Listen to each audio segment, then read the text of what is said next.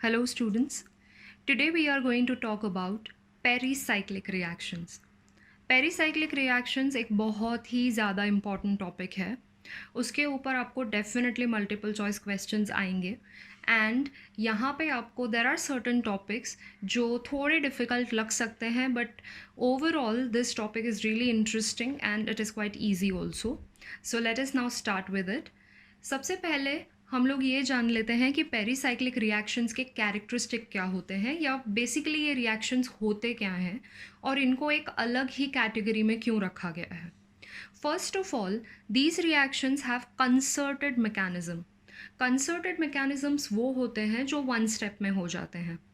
Concerted का actual meaning ये होता है कि यहाँ बॉन्ड ब्रेकिंग और बॉन्ड फॉर्मेशन साइमल्टेनियसली होता है ना. जब आप किसी रिएक्टेंट को लेंगे और जब वो प्रोडक्ट बनाता है तो ऑब्वियसली जो रिएक्टेंट के ओरिजिनल बॉन्ड्स होते हैं वो ब्रेक होते हैं, तभी जाके वो प्रोडक्ट के न्यू बॉन्ड्स फॉर्म करता है.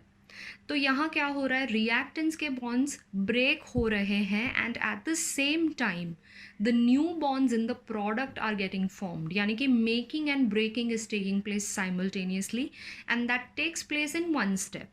And that is why such reactions are called as concerted reactions और उनका जो mechanism है वो है concerted. Okay? Now, यहाँ पे जो reactions है वो mainly दो conditions में होते हैं. There are certain reactions जो thermal condition में होते हैं and there are certain reactions जो photochemical condition में होते हैं. तो अनलाइक अदर रिएक्शंस इसमें आपको सॉल्वेंट या फिर बेस या फिर न्यूक्लियोफाइल इन सब की ज़रूरत नहीं पड़ती है जनरली. और जो रिएक्शन में प्रोडक्ट बनता है, the formation of product is also not affected by these factors. यानी कि सॉल्वेंट पोलर है या नहीं है, उसमें आपने स्ट्रॉन्ग न्यूक्लियोफाइल यूज़ किया है, वीक यूज़ किया है, कौन सा बेस यूज़ किया है, ये सारे फैक्टर्स यहाँ पे ज़रूरी नहीं है. Product formation is unaffected by all these factors. Okay?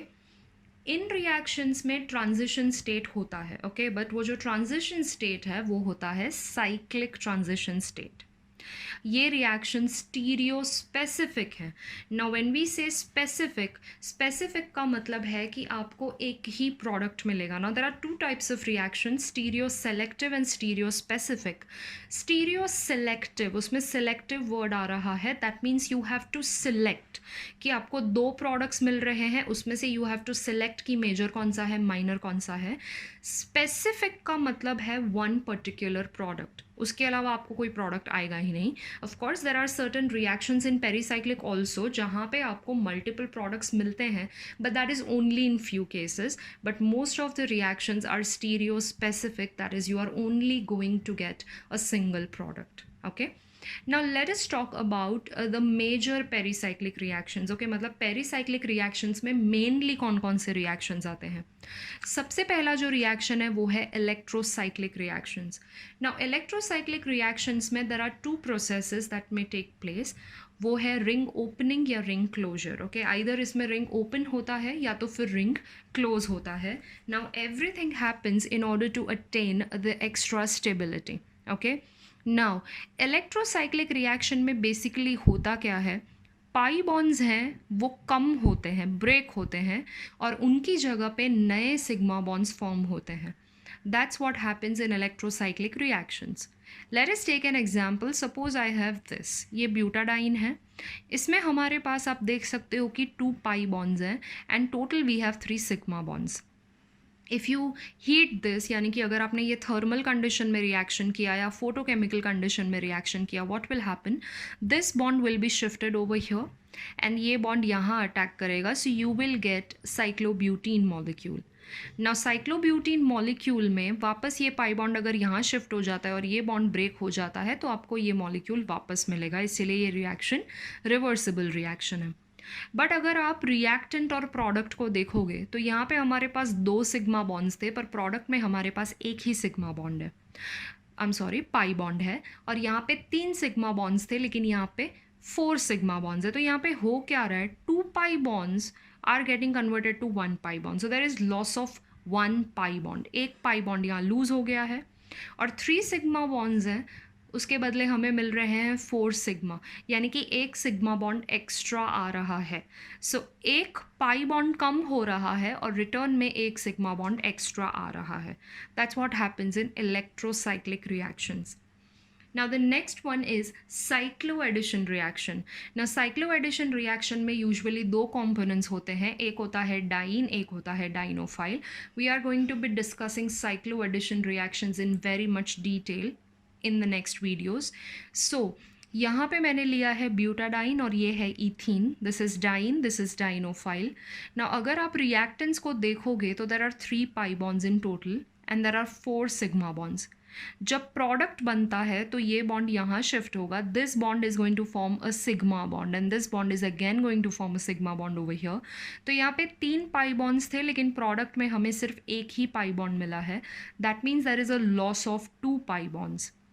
यहाँ पे 4 सिग्मा बॉन्ड्स थे रिएक्टेंट्स में, लेकिन प्रोडक्ट में हमें 6 सिग्मा बॉन्ड्स मिल रहे हैं, यानी कि 2 new sigma bonds are getting formed. Okay, तो यहाँ पे क्या डिफरेंस है? 2 pi bonds are lost and 2 sigma bonds are formed. यहाँ पे क्या होता है? 1 pi bond is lost and 1 sigma bond is formed. Okay, ये एग्जाम्पल हमने लिया है 4+2 साइक्लोएडिशन का. Similarly we can also have 2+2 cycloaddition. यहाँ पे हमने दोनों इथीन मॉलिक्यूल्स लिए हैं and we are getting cyclobutane. यहाँ पे आप देख सकते हो कि 2 पाई बॉन्ड्स है और यहाँ पे एक भी पाई बॉन्ड है ही नहीं, मतलब there is a loss of 2 pi bonds. और यहाँ पे सिग्मा बॉन्ड्स 2 हैं but we have 4 sigma bonds in the product. That means there is a formation of 2 new sigma bonds. So ये जो एग्जाम्पल है ये थे साइक्लोएडिशन रिएक्शन के. नाउ जो थर्ड टाइप का पेरीसाइक्लिक रिएक्शन होता है उसे बोला जाता है sigmatropic reactions. Okay, now sigmatropic reactions में सिग्मा और पाई बॉन्ड का लॉस नहीं होता है, वो सेम ही रहते हैं. For example if I consider a molecule like this, यहाँ पे मैंने 3 ड्यूटेरियम लिए हैं and there are 2 hydrogens. Now what exactly happens is one of the deuterium gets transferred over here. ये बॉन्ड यहाँ शिफ्ट होता है, ये बॉन्ड यहाँ शिफ्ट होता है. You get a product like this. Okay, तो यहाँ पे 3 ड्यूटेरियम थे जिसके बदले 2 ड्यूटेरियम आ जाते हैं और ये पाई बॉन्ड फॉर्मेशन हो जाता है. ये पाई बॉन्ड फॉर्मेशन यहाँ पे होगा and instead of 2 hydrogens I will have 2 hydrogens and 1 deuterium. In the process you can see कि यहाँ पे सिग्मा और पाई बॉन्ड्स का नंबर एग्जैक्टली सेम है. ओके, सिर्फ एटम एक ट्रांसफ़र हो रहा है बट सिग्मा और pi bonds they remain the same. They do not undergo any change. Okay, now let us talk about electrocyclic reactions first. Electrocyclic reactions में अभी क्या हो रहा है? For example अगर हम ऐसा कोई मॉलिक्यूल लेते हैं, ओके, एंड लेट अस से कि हमें इस मॉलिक्यूल में सिग्मा और पाई बॉन्ड का फॉर्मेशन बताना है, तो हम कैसे बताएंगे? Now you all know that sigma bonds are formed by axial overlap and pi bonds are formed by lateral overlap, that is sideways overlap. Axial overlap हमेशा strong होता है, इसके लिए sigma bond is always strong, और lateral overlap weak होता है, that is why pi bonds are always weak. Okay, अब यहाँ पे let us say हमें यहाँ overlap बताना है, तो जब सेम लोब्स होंगे, सेम लोब्स मतलब लोब्स का साइन सेम होना चाहिए. पॉजिटिव पॉजिटिव के बीच में ओवरलैप हो सकता है, नेगेटिव नेगेटिव के बीच भी ओवरलैप हो सकता है, बट पॉजिटिव और नेगेटिव के बीच में ओवरलैप नहीं होगा. ओके, सो यहाँ पे आप देख सकते हो कि दोनों पॉजिटिव लोब्स एक दूसरे के साथ आ रहे हैं and this is an axial overlap. It is taking place along the axis. This kind of an overlap will result in the formation of a sigma bond. यहाँ पे क्या है? Orbitals are standing like this. Okay, तो अगर यहाँ पे मुझे इस पॉजिटिव पॉजिटिव और नेगेटिव नेगेटिव का ओवरलैप करवाना है तो that will take place like this. Okay, it is a side way overlap, और साइड वे ओवरलैप जो है वो हमेशा वीक होता है and this kind of an overlap will result in the formation of pi bonds. Okay, now हम यहाँ पे एग्जाम्पल ले रहे हैं इस मॉलिक्यूल का. ये मॉलिक्यूल कौन सा है? It is one three butadiene. 1,3-ब्यूटाडाइन में there are total 4 carbon atoms. Okay, तो 4 कार्बन एटम्स हैं, तो सभी के जो ऑर्बिटल्स हैं उनका हम ओरिएंटेशन पहले दिखाएंगे. ऑर्बिटल्स का अलग अलग तरह से किस तरह से ऑर्बिटल का ओरिएंटेशन पॉसिबल है वो हम यहाँ पे बता सकते हैं. For example one possibility is this, जहाँ आपके पास सेम लोब सामने सामने है, तो प्लस प्लस माइनस माइनस. अब इसको हम उल्टा भी कर सकते हैं, तो यहाँ पे minus minus and plus plus.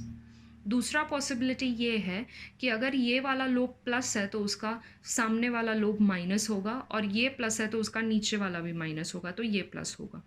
Then इसको हम इन्वर्ट करके अगर लिखें तो यहाँ पे प्लस माइनस था, उसके बदले माइनस प्लस, यहाँ पे माइनस प्लस था, उसके बदले plus minus. So these are the 4 different ways in which we can represent the orbitals of 1,3-butadiene. You have to remember one thing कि overlap will only take place between plus plus and minus minus. Okay, plus minus के बीच में overlap नहीं होता है। Similar sign के साथ ही overlap हो सकता है। If you have different science, वहाँ पे ओवरलैप नहीं होगा। Okay, now let us try to understand about the rotation in these molecules. Okay, there are two types of rotations which will take place. अगर rotation opposite direction में है तो उसे डिसरोटेशन कहा जाता है, और अगर रोटेशन सेम डायरेक्शन में है तो उसे कॉन रोटेशन कहा जाता है। ना रोटेशन करना क्यों है? रोटेशन हमें इसलिए करना है ताकि हम ऑर्बिटल्स को ओवरलैप करा सकें, और जब ऑर्बिटल्स ओवरलैप करेंगे तभी तो बॉन्ड बनेगा, राइट। और फिलहाल ये जो ऑर्बिटल्स आप देख रहे हो वो इस तरह से स्टैंडिंग पोजीशन में है। ओवरलैप के लिए हमें इन्हें स्लीपिंग पोजीशन में लाना पड़ेगा, और स्लीपिंग पोजीशन में लाने के लिए आपको इन्हें रोटेट करना होगा। नाउ ये प्लस को मुझे ये प्लस के साथ ओवरलैप कराना है, तो मुझे इसे रोटेट करना पड़ेगा। तो इसको मैं रोटेट कैसे करूँगी? अभी for example I have this and this, अभी मुझे प्लस को लाना है तो आई रोटेट इट लाइक दिस, और एक को मैं यहाँ पे रोटेट करूँगी। तो यहाँ का जो रोटेशन है that is in opposite direction, एक क्लॉकवाइज जा रहा है, एक एंटी क्लॉकवाइज जा रहा है। Rotation is in opposite direction. इस तरह के रोटेशन को क्या कहा जाता है? डिसरोटेशन कहा जाता है।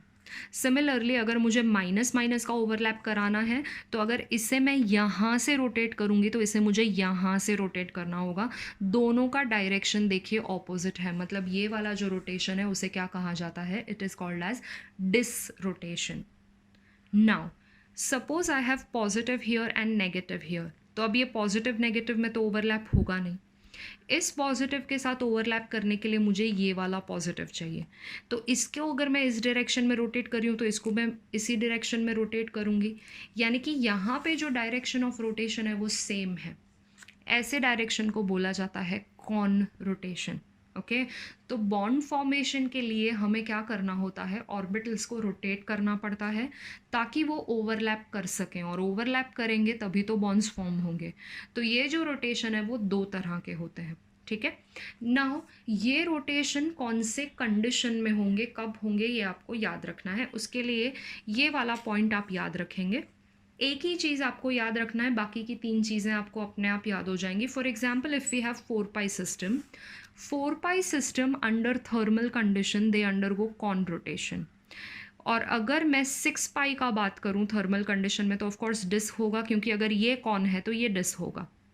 और अगर 4 पाई सिस्टम को मैंने फोटोकेमिकल में कंसिडर किया तो ऑब्वियसली थर्मल का उल्टा होगा। थर्मल में if it is undergoing con then photochemical में वो डिस होना चाहिए, और 6 पाई सिस्टम को कौन होना चाहिए। मतलब आप सिर्फ 4 पाई सिस्टम इन हीटिंग याद रखोगे कि कौन रोटेटरी है, तो बाकी की चीज़ें आप अपने आप याद रख सकते हो, एग्जैक्टली ऑपोजिट ही हैं। ओके, तो थर्मल और फोटोकेमिकल कंडीशन में उल्टा होता है, और 4 पाई और 6 पाई में भी ऑपोजिट होगा। So that is why it is very easy for you to remember. सिर्फ आप एक चीज़ याद रखो, बाकी की 3 चीज़ें अपने आप याद हो जाएंगी। इस वाले पर्टिकुलर कॉन्सेप्ट को यूज़ करके बहुत सारे मल्टीपल चॉइस क्वेश्चंस आपको पूछे जा सकते हैं। ओके, अगर हम 1,3-ब्यूटाडाइन की बात करें, अगर सपोज़ मैंने 1,3-ब्यूटाडाइन में एक यहाँ पे इस तरह से डिटेल में मॉलिक्यूल को लिख दिया है। अब अगर मुझे ओवरलैप कराना है तो ये देखो, आप एक और चीज़ याद रख सकते हो कि अगर ऑपोजिट साइन एक दूसरे को फेस कर रहे हैं तो हमेशा कॉन रोटेशन आएगा, और सेम साइन एक दूसरे को फेस कर रहे हैं तो डिस रोटेशन आएगा। ओके, तो अगर इसको मैंने सेम डायरेक्शन में रोटेट किया तो I will get an orientation like this. अब अगर मैं इसको रोटेट कर रही हूँ तो ये पूरा चीज़ ऐसे रोटेट होगा, मतलब CH3 ऊपर की तरफ आएगा, H नीचे की तरफ आएगा। और अगर इसे मैंने इस तरह से रोटेट किया तो इसमें क्या हो रहा है? H ऊपर जाएगा, CH3 नीचे आएगा, यानी कि CH3 और HH एक दूसरे से ऑपोजिट पोजिशन में है, तो आपको ट्रांस प्रोडक्ट मिल रहा है। यानी कि यहाँ पे मैं ये बोल सकती हूँ कि 4 pi system when they undergo con rotation under thermal condition they give trans product. This also you have to remember. Okay, बहुत ईजी है. 4 पाई सिस्टम है. थर्मल कंडीशन में 4 पाई सिस्टम का देखो क्या होता है, कॉन रोटेशन. और जब कॉन रोटेशन होता है तो वो क्या प्रोडक्ट देंगे, ट्रांस. तो ऑफ कोर्स जब डिस रोटेशन होगा तो क्या देंगे, वो सिस प्रोडक्ट देंगे. And this time in photochemical condition. Okay, so you have to remember कि आपको ट्रांस प्रोडक्ट कब मिलेगा और सिस प्रोडक्ट कब मिलेगा. Okay, so that is about the introductory part of pericyclic reactions. We'll be going into detail of some of the topics in upcoming videos. I hope you understood this. Thank you so much.